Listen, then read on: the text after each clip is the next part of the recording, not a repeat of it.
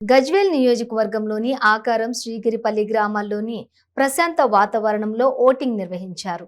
యువత ఎక్కువగా తమ ఓటును సద్వినియోగం చేసుకోవాలని నాయకులు, కార్యకర్తలు ప్రజలకు అవగాహన కల్పించారు. మేము ఇంత కష్టపడ్డా మాకు ఇంతవరకు ఏ హామీ నెరవేర్చలేదు.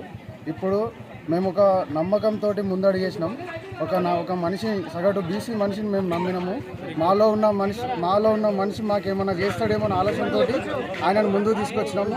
ఇప్పుడు ముందంజంలో ఫస్ట్ ప్లేస్లో ఆయన నుంచి మేము సక్సెస్ఫుల్గా ఆయనను గెలిపించుకుంటామని మేము కోనాపూర్ గ్రామ ప్రజానికం మొత్తం ఒక ఏకగ్రీవమై ఆయనకు ఓట్లేసి ఆయనను గెలిపించుకోవాలనే ఆలోచనతోటి ప్రతి ఒక్క వ్యక్తి ఒక సైనికుడిగా ఒక యుద్ధం చేసినట్టు అందరం పనిచేసుకుంటూ ఒక ముందంజలో తీసుకెళ్లాలనే ఆలోచనతో మేము ఈ ప్రయత్నాన్ని కొనసాగిస్తున్నాం. గ్రామంలో రసవత్తరంగా జరుగుతున్నాయి. ఈ జరుగుతున్న ఎన్నికల్లో టీఆర్ఎస్, బీజేపీ, కాంగ్రెస్ పోటీ జరుగుతున్నాయి. మన కేసీఆర్ అనుకున్నట్టు ఈయన గెలుస్తాడన్న ఒక ముందంశంలో ఉన్నాడు, కానీ లాస్ట్లో ఉన్న విషయం ఆయనకు అర్థం అవ్వట్లేదు. ఈటల రాజేందర్ అన్న గెలిచి గజ్వేల్ అభివృద్ధిని ఇంకా ముందు తీసుకెళ్తాడని మా కోనపూర్ ప్రజలు, అక్కరం ప్రజలు బాగా ఆశిస్తున్నారు. కోనపూర్ విలేజ్ బూత్ వచ్చేసి అక్కరం, కానీ ఇక్కడ చాలా రసవత్తరంగా ఎన్నికలు అవుతున్నాయి. బీఆర్ఎస్ వాళ్ళు, అధికార పార్టీ వాళ్ళు మద్యం కానీ, మందు కానీ, పైసలు కానీ చాలా చేస్తారు. అయినా కానీ మా విలేజ్ నుంచి బందోబస్తు కాకుండా మేమే అనుకుంటామంటే ఈటల రాజేందర్ చాలా మద్దతు తెలిపి భారీ మెజార్టీతోటి ముందుకు తీసుకెళ్ళి విజయవంతం చేయగలరని మేము మనస్ఫూర్తిగా అనుకుంటున్నాము. మాకు ఒక హామీ ఇచ్చిండు. మేము ఊరంతా కలిసి ఏకగ్రీవంగా చేసుకున్నాం. ఏమన్నా అంటే ఈటల రాజేందర్ గారి దగ్గర మేము హామీ తీసుకొని మా గ్రామ పంచాయతీ తీసుకోవాలని మేము కోరుకున్నాము. మాకు ఇస్తామని చెప్పిండు.